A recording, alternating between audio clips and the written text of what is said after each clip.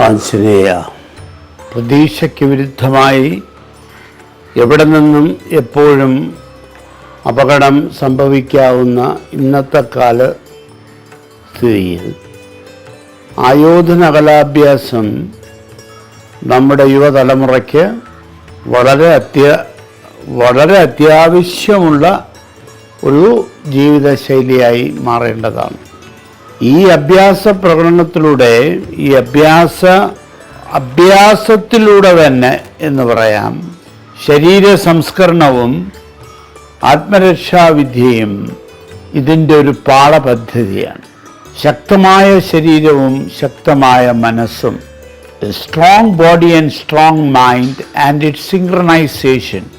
ശക്തമായ ശരീരവും ശക്തമായ മനസ്സും അതിൻ്റെ സമന്വയത്വവും ആണ് എല്ലാ ആയോധന കലകളും ഉദ്ദേശിക്കുന്നത്.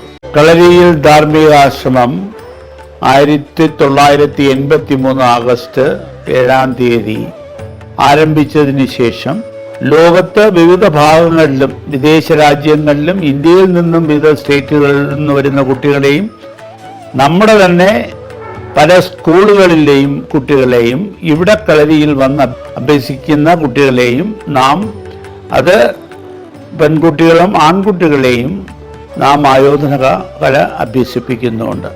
ഒരു നല്ല മനുഷ്യനെ, ഒരു നല്ല ഭാരതീയനെ, ഒരു നല്ല സംസ്കാരത്തിനെ, നമ്മുടെ പൈതൃകത്തിനെ കാത്തു സൂക്ഷിക്കാനും ബഹുമാനിക്കാനുമാണ് നമ്മുടെ കുട്ടികളെ നാം പ്രത്യേകം പരിശീലിപ്പിച്ചെടുക്കുന്നത്.